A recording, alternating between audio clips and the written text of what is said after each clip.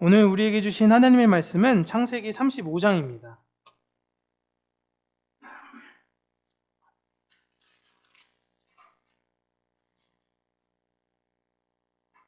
16절에서 29절까지입니다.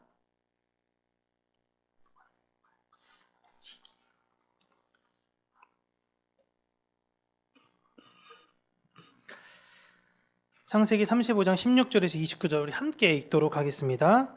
그들이 베델에서 길을 떠나 에브랏에 이르기까지 얼마간 거리를 둔 곳에서 라헬이 해산하게 되어 심히 고생하여 그가 난산할 즈음에 산파가 그에게 이르되 두려워하지 말라 지금 내가 또 등남하느니라 하매 그가 죽게 되어 그의 혼이 떠나려 할 때에 아들의 이름을 베논이라 불렀으나 그의 아버지는 그를 베냐민이라 불렀더라.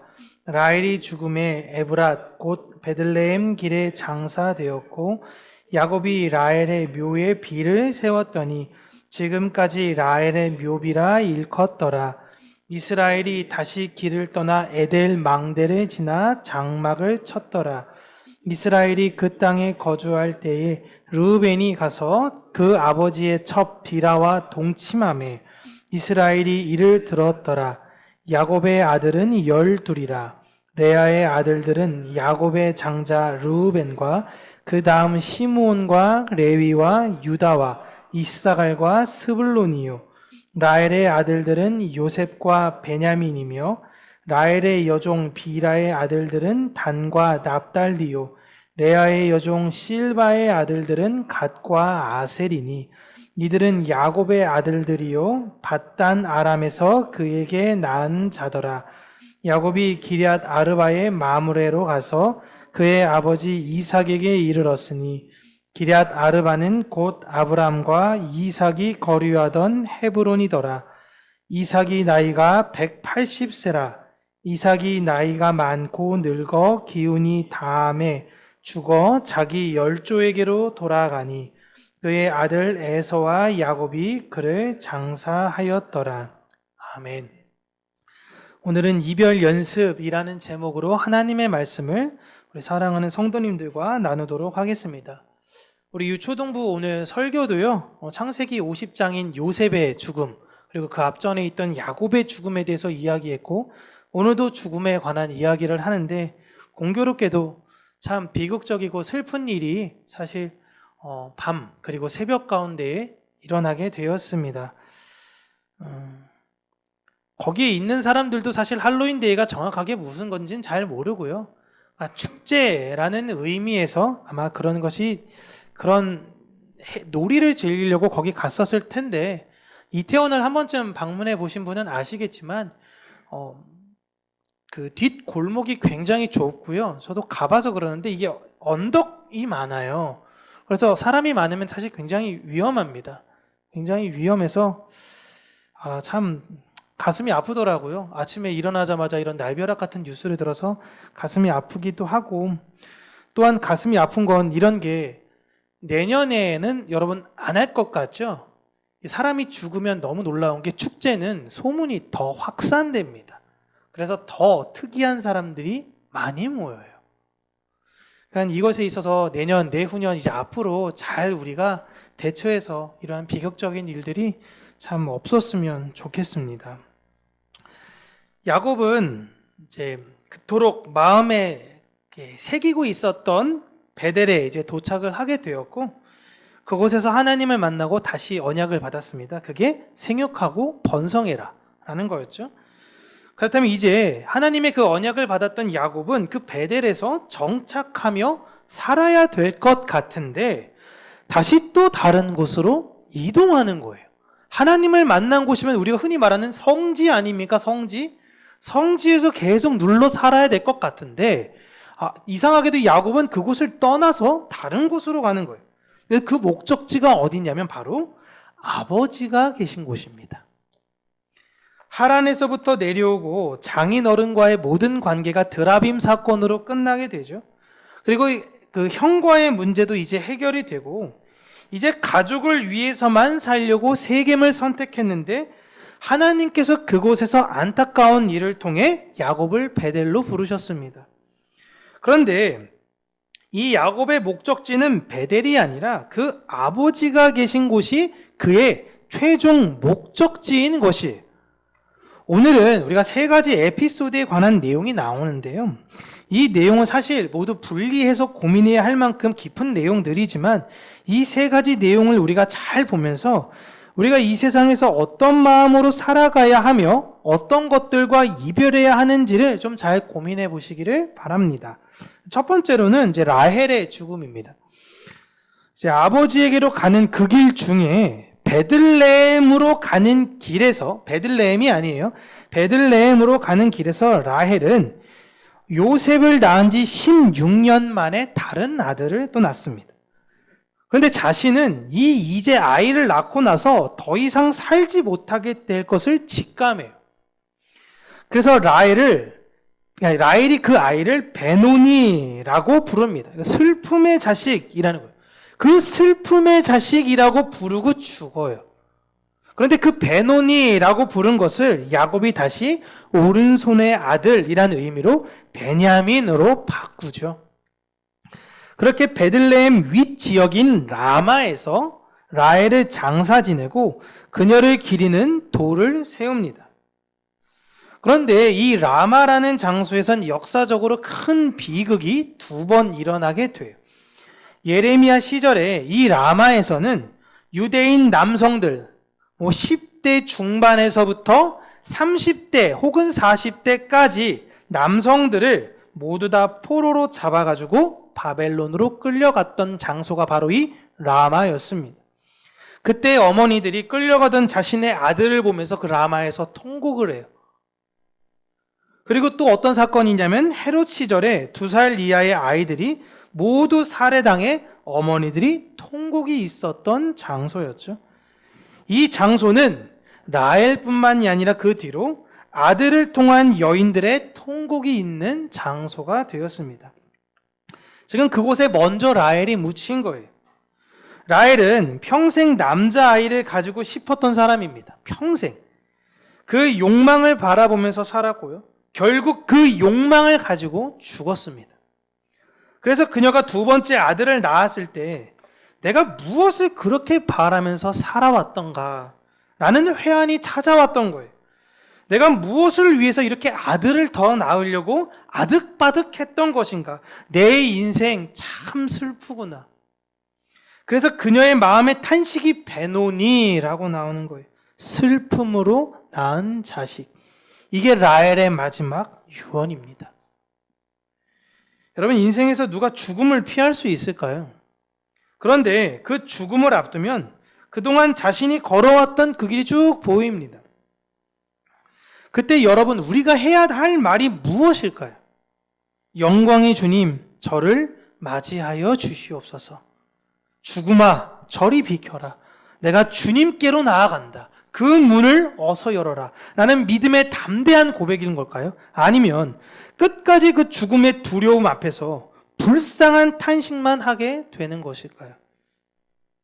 이번에 죽었던 그 청년들은 뭐 어떤 유언조차도 하지도 못하고 갑자기 죽었어요. 여러분, 그 사람이 우리들보다 더 죄가 많아서 그렇게 죽은 것이 아닙니다. 라헬은 참 안타까운 여인이에요. 모든 것을 다 가졌습니다. 남편의 사랑도 가졌고요. 집안에 있는 모든 실권도 다 가졌어요. 딱 하나 부족했는데 그것이 바로 아들이었던 거예요.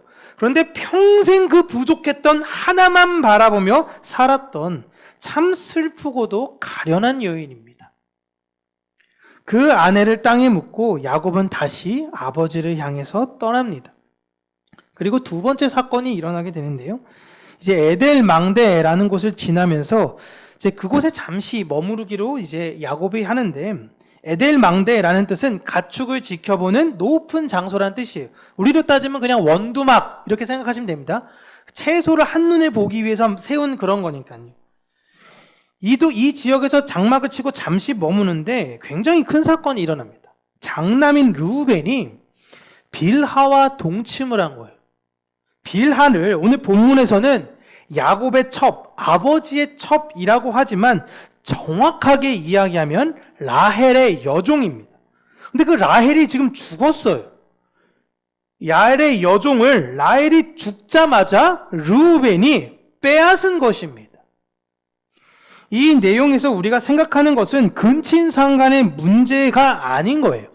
이 근친상간의 문제로 르우벤이 장자의 자격에서 박탈되었다라는 이야기를 하려는 것이 아닙니다.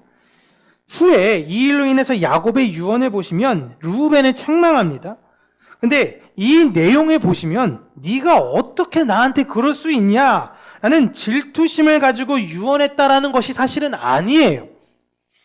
르우벤이 왜 빌하와 잠자리를 가졌는지를 우리는 생각해야 됩니다. 단순한 욕정이 아닙니다. 막 못 참겠어. 못 참겠어 나보다 나이가 한참 많은 그 여인을 내가 빼앗은 것이 아니에요. 빌하는 야곱의 정식 부인이 아닙니다. 라헬의 몸종이에요. 그리고 라헬은 죽었습니다. 지금 빌하는 이도저도 아닌 되게 애매한 상황이에요. 그런데 르우벤이 생각할 때 다른 어머니 라헬의 죽음을 보면서 아버지 야곱 또한 본인의 죽음에 대해서 생각할 것이고, 그렇게 되면은 본인이 죽기 전에 장자를 먼저 세울 거다라고 생각을 했던 거예요. 아브라함이 이삭을 그렇게 세웠죠. 그리고 이삭 또한 야곱을 그렇게 세웠습니다. 눈이 어두워서 잘 안 보이니까 먼저 장자를 세워버리는 거예요. 아버지가 장자를 먼저 세우겠구나. 그러면 원래의 명목상은 자신이 장자가 되어야 되는데, 아버지의 특성을 고려해 볼 때는 가장 사랑했던 여인의 아들을 장자로 세울 가능성이 높은 거죠. 누구겠습니까? 요셉이에요. 요셉. 그래서 라헬에 속한 비라를 자신이 차지해서 자신이 이 집안의 장자라는 것을 보이려고 했던 거예요. 이게 도대체 무슨 문화인지 우리는 좀 잘 이해가 안 되죠? 여러분, 다윗이 자신의 아들인 압살롬이 반역을 일으킵니다. 반역을 일으키고 원래 압살롬과 싸워야 되는데 어떻게 자기 아들이랑 싸워서 자기 아들을 죽이나요? 그리고 가장 사랑했던 아들이었어요, 압살롬은. 그러니까 그냥 내가 궁에서 나갑니다. 네가 그냥 왕해라는 거예요. 내가 궁에서 나가게 돼요. 근데 그때 그 후궁, 다윗의 후궁들을 궁에 남겨두거든요. 그리고 그 궁으로 압살롬과 이제 쿠데타 세력들이 들어가게 돼요. 그때 압살롬이 무슨 일을 하냐면 자신이 왕의 후계자라는 것을 보여주기 위해 다윗 왕의 후궁들과 잠자리를 백주 대낮에 가집니다. 사무엘하 16장 21절 22절입니다. 아히도벨이 압살롬에게 이르되 왕의 아버지가 남겨두어 왕궁을 지키게 한 후궁들과 더불어 동침하소서. 그리하면 왕께서 왕의 아버지가 미워하는 바 됨을 온 이스라엘이 들으리니 왕과 함께 있는 모든 사람의 힘이 더욱 강하여지리이다 하니라. 이게 내가 후계자라는 의미예요. 이에 사람들이 압살롬을 위하여 옥상에 장막을 치니 압살롬이 온 이스라엘 무리의 눈앞에서 그 아버지의 후궁들과 더불어 동침하니라. 아멘. 압살롬이 버젓이 이런 일을 하는 것은 이런 의미가 있어서요. 아버지 대를 이을 아들은 이 왕을 이을 그 후계자는 자신이라는 것이고, 자신은 아버지의 모든 것을 다 가질 자격이 있는 존재라는 것을 보여주기 위해 지금 야곱도 아버지의 빌하를 자기가 빼앗은 것입니다. 그런데 이 일로 인해서 르우벤은 장자가 되기는커녕 그 모든 자격이 다 박탈돼요. 그렇게 야곱의 장자는 공교롭게도 누가 되냐면, 첫 번째 르우벤 탈락, 두 번째 시므온 탈락. 왜요? 세겜에서 일으킨 사건 때문에. 셋째 레위, 시므온과 같이 세겜에서 했던 사건 때문에 탈락. 그래서 야곱의 장자는 넷째인 유다가 장자가 됩니다. 그런데 오묘한 것이 이 네 형제가 태어나는 과정을 보시면요, 레아의 모습이 다시 한번 떠올라요. 어머니 레아가 그 라헬과 달리 남편의 사랑만을 위해서 애걸복걸하며 하나님께 나아갑니다. 그 하나님을 보는 과정을 보시면요, 이렇습니다. 첫 번째 남편과 이제 동침을 하게 되고, 계속 넘겨주시면 돼요. 자, 보라 아들이라. 자, 하나님께서 이제 내 남편이 나를 사랑하게 만들어주셨다. 아들을 낳았다라는 거예요. 계속 시선이 레아는 남편에게만 가 있어요. 그리고 나서 또 동침하고 시므온을 낳죠. 야, 하나님이 내가 그동안 얼마나 억울했는지 내 기도를 들어주셨다. 이제는 남편이 나를 사랑할 거야 라는 거예요. 근데 안 합니다. 세 번째 또 동침했는데 레위를 낳아요. 지속적 동침이 아니에요. 딱 3번 관계를 가졌는데 아들 셋을 낳은 거예요. 레위를 딱 낳게 되죠. 야, 이제 세 번째는 아들을 삼형제를 낳는데 이제는 남편이 나를 존중해 주겠지. 남편과의 연합되게 되는 마음을 가졌습니다. 그런데도 야곱은 사랑하지 않았어요. 그리고 4번째 아들인 유다를 임신할 때에 비로소 깨닫습니다. 하나님, 내가 바라봐야 되는 게 남편이 야곱이 아니라 하나님이었네요. 하나님, 나의 삶을 통해 찬양받아 주시옵소서. 그래서 4번째 아들의 이름은 하나님을 찬양하라 라고 지은 거예요. 그 유다가 이 집안의 장자가 된 거예요. 그리고 이 유다에게서 예수님이 태어나신 거죠. 그런데 사람들은 사실 이런 내용을 들으면요, 레아가 그동안 르우벤, 시므온, 레위 낳을 때는 좋지 않은 마음으로 자녀를 낳으니까 르우벤부터 레위까지 장자의 자격이 박탈된 거다라고 생각을 합니다. 그러니까 우리가 나쁜 마음을 품는 것도 아니고 가게에 흐르는 이런 나쁜 저주를 끊어야 된다라고 생각을 했던 거예요. 엄마가 이상한 마음을 먹으니까 그 씨들이 다 저런 거 아니냐라는 거예요. 그런데 엄마가 하나님을 찬양하니 어떻게 됐냐? 야, 그 아들이 그 집안의 장자가 되었다라는 것입니다. 그러니 여자들은 임신할 때 조심하셔야 됩니다. 이 이상한 적용이 되고 있는 거예요. 하나님을 경외해야 축복받는 나이가 임신 중에 잘해야 태어나게 됩니다. 이런 미신적인 이야기가 교회 안에 판을 치는 거예요. 성경을 모르니까, 성경 전체적인 내용을 모르니까 이런 이야기에 넘어가는 것입니다. 이게 옛날에 굉장히 유행했어요. 슬픈 건 그런 세미나에 목회자들이 더 배우려고 애쓰고, 그래서 강단에 이런 설교의 내용이 넘쳐나 많은 사람들 마음 안에 그 임팩트가 받아서 머리 안에 그것을 지우지를 못하고 있는 거예요. 맞아. 모든 성도들이 다 속아버린 것입니다. 모든 결과는 필연적으로 어떤 원인이 있다라고 생각해요. 레아가 잘못했으니 씨가 다 저 지경이야. 레아가 하나님을 찬양했으니 유다가 태어난 거야. 이런 원인과 결과인 인과론에 빠져서 살아가는 것입니다. 하나님 백성은요, 여러분, 이 인과론에 빠져서 살아가는 자들이 아니라 어떠한 상황에서든지 십자가만을 보고 걷는 사람들인 것입니다. 안 될 때도 있고요, 잘 될 때도 있어요. 전도서에 여러분 분명히 이야기합니다. 인생 짧게 보지 마세요. 자, 망할 때가 있고 흥할 때가 있다.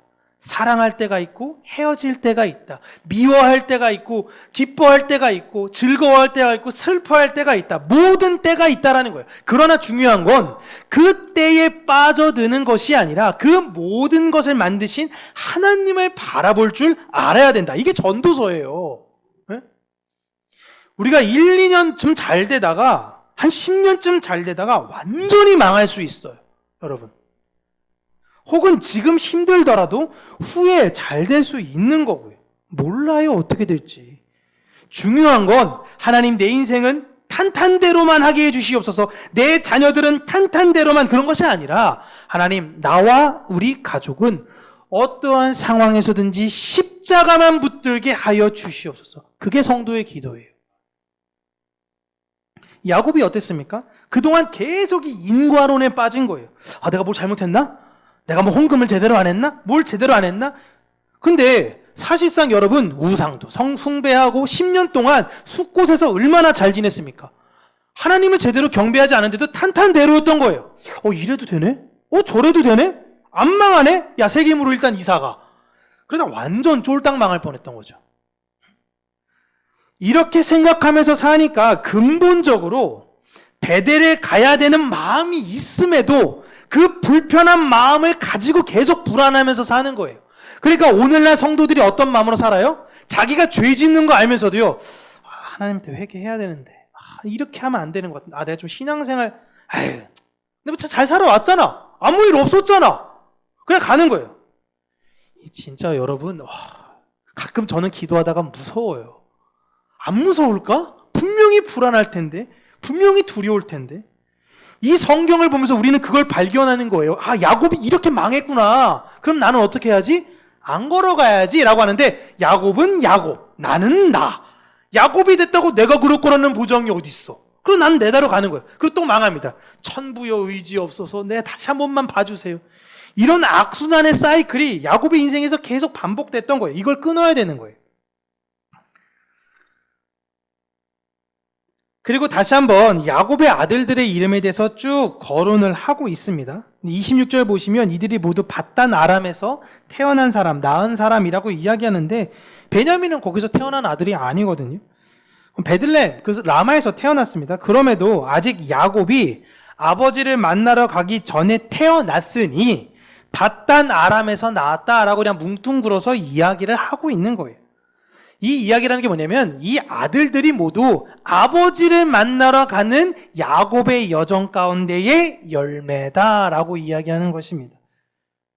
우리가 사랑하는 하나님 아버지를 만나러 가는 그 길에 이런 열매들을 계속 내어놓는 거예요. 때로는 엉망인 것 같아 보이기도 해요. 때로는 너무나 좋은 것도 있기도 하죠. 때로는 실패한 것 같아 보이기도 한 열매들일 수 있지만 궁극적으로 이 열매들은 모두 합력하여 선을 이루게 되는 것입니다. 우리는 그렇게 이 땅에서 열매를 내어놓으며 아버지께로 지금 가는 중인 거예요. 그리고 세 번째 사건이 바로 아버지와의 만남과 이별입니다. 야곱은 자신의 아버지가 있는 헤브론으로 가서 아버지 이삭을 만납니다. 그런데 이 헤브론은요, 조상들이 묻혔던 장소예요. 여기서 이삭의 아버지인 아브라함과 어머니 사라가 장례가 되었고요. 자신의 아내인 리브가의 장례를 이곳에서 했습니다. 그리고 자신은 이제 자신이 묻힐 날을 그곳에서 기다리고 있는 중이에요. 이삭은 에서를 따라서 세일산으로 가지 않고요. 자신의 마지막을 이 헤브론에서 지내기를 원했습니다. 그리고 이 장소로 생각하지도 않았던 둘째 아들인 야곱을 만나게 되는 거예요. 그리고 이삭은 180세를 끝으로 생을 마칩니다. 여러분, 수십 년 전에 이삭은 그 전에 앞이 잘 보이지가 않았어요. 그래서 내가 이제 앞이 잘 안 보이니까 곧 죽겠구나. 그래서 일단 후계자 빨리 세워야겠다 해서 세우려다가 엉뚱하게 야곱이 세워지게 됐죠. 엉뚱하게 야곱에게 그 장자의 축복을 주게 되었고, 그렇게 해서 내가 곧 죽을 줄 알았는데 지금 이렇게나 오래 살아버린 거예요. 이렇게나 오래. 리브가도 먼저 보낼 정도로 오래 산 겁니다. 이삭은 이렇게까지 될지 예측하지 못했겠죠. 너무나 불편하고 힘들고 아무것도 보이지 않는 상황에서 이삭은 사랑하는 아내인 리브가 마저 보내고 이제 에서마저도 세일산으로 떠났습니다. 주께서 언제 자신을 부르시나 그렇게 하루하루 기다리면서 헤브론에서 살고 있는데 정말 예상하지 못했던 둘째 아들 야곱을 다시 만나는 은혜를 주셨어요. 그리고 그 야곱과 마지막 인사를 나누게 한 후에 하나님 나라로 부르셨습니다.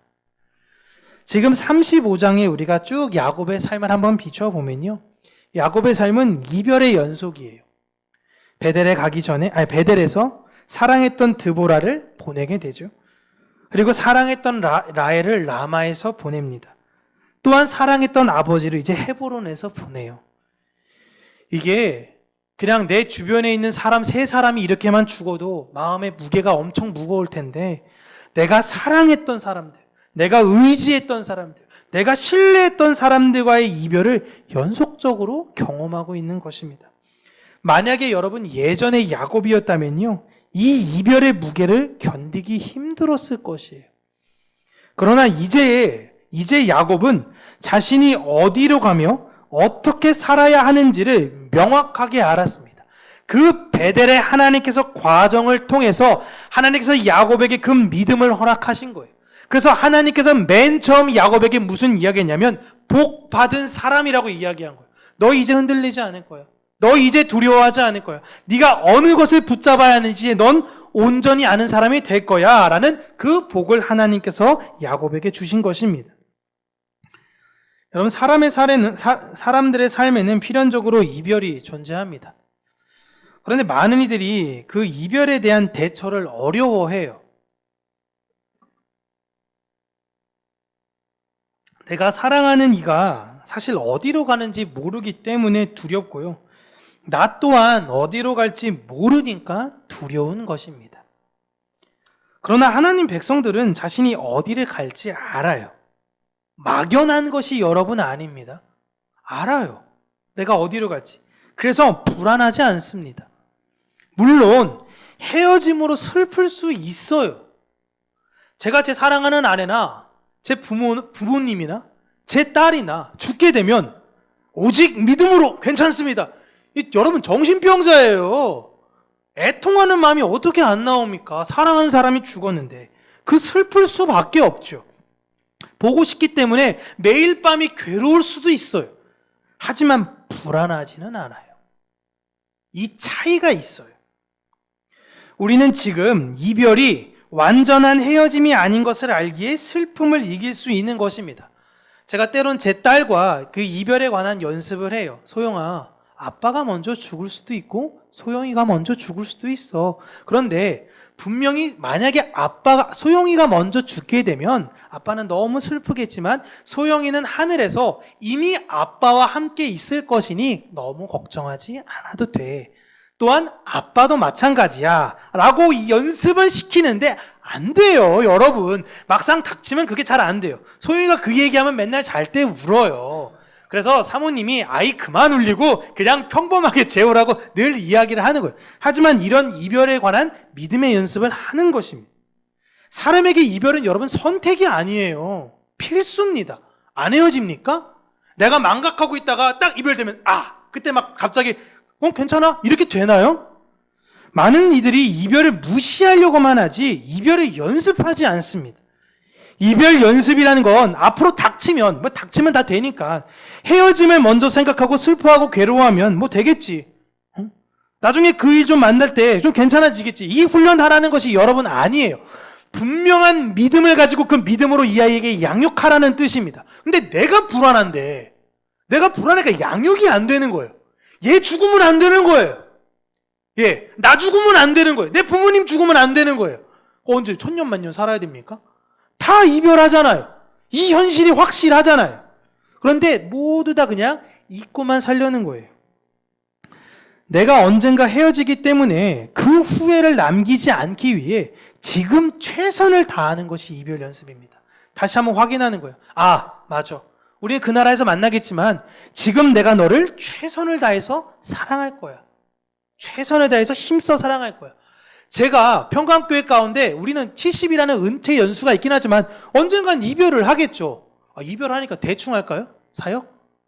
그냥 대충 하고 말지 어차피 헤어질 사람들인데, 그냥 대충 관계하고 나랑 친한 사람들이 막 이렇게 잘 어울리고, 그게 아니에요. 그래. 우리는 누군지 모르겠지만 다 같이 가고 싶지만 천국에서 함께 만날 걸 믿기 때문에 제가 여기서 여러분들과 힘써 사랑하는 것입니다. 우리의 만남에는, 이 땅의 만남에는 언젠간 끝이 있습니다. 부정하고 싶어도 부정할 수가 없어요. 그러니까 지금 인생에서 내가 후회할 것들이 있으면 하나씩 정리하시면 좋아요. 그리고 여러분 힘써 사랑하시기를 바랍니다. 이게 가장 중요한 거예요. 이별 연습은요, 여러분 지금 사랑하는 거예요. 이별 연습은 그래? 나를 위해서 사는 것이 아니라 내가 죽기 전에 여러분 그걸 더 후회할까? 나 1억만 더 모으고 죽을 걸. 진짜 내가 왜 그때 그거 돈 안 썼지? 여러분 이런 후회 안 합니다. 책을 보시면요, 죽기 직전에 남긴 그들의 모든 말이 무엇이냐면 더 사랑해라. 야, 내가 그때 별것도 아닌 걸로 왜 그렇게 짜증냈을까? 왜 그렇게 미워했을까? 나 참 못난 사람이었구나. 다시 돌아갈 수만 있다면 내가 사랑할 텐데, 다시 내가 더 돌아갈 수만 있다면 그렇게 할 텐데, 지금 그 마음을 오늘 살아가시면 되는 거예요. 그렇게 사랑하면서요, 이해하면서요, 많은 사람들에게 하나라도 후회를 더 줄여가며 하나님의 복 받은 사람으로 이 인생을 사는 저와 여러분, 이것이 행복이라오 라는 참된 고백을 드리는 저와 여러분들 되시길 주님의 이름으로 축복합니다. 기도하겠습니다. 참 좋으신 하나님, 우리가 이 땅에서 만남과 이별을 반복적으로 가지면서 만남에 대한 소망만이 아닌 이별에 대한 소망 또한 가지며 사는 자가 될 수 있도록 인도하여 주시옵소서. 우리의 이별은 영영 헤어질 이별이 아니라 또 다시 만나 하나님의 은혜와 사랑 안에서 이제는 이별 없이 영원한 교제와 영원한 사랑을 나누는 그 관계라는 것을 다시금 잊지 않을 수 있는 그 믿음을 우리에게 허락하여 주시며, 오늘도 그 믿음에 따라서 힘써 살아가며 그 믿음에 따라서 많은 이들에게 하나님의 은혜와 사랑을 증거하는 우리 평강교회 성도님들이 되게 하나님께서 은혜 주시기를 간절히 원합니다. 하나님, 우리의 마음을 담대하게 하여 주시옵소서. 하나님, 이 세상을 보며 두려워하며 불안해하며 떠는 것이 아니라 이 죽음마저, 이 사망마저 호통치며 그 사망마저 극복할 수 있는 담대한 믿음과 용기를 가진 자로서, 하나님의 참 복을 가진 자로서 하나님께서 우리를 세워주시기를 간절히 간구하고 원합니다. 우리의 유약한 모든 마음들 붙들어 주시고 하나님을 향한 분명한 믿음의 확신 속에서 이 세상을 행복하게 살아가는 우리 평강교회 모든 성도님들이 되게 하여 주시옵소서. 예수님 이름으로 기도합니다. 아멘.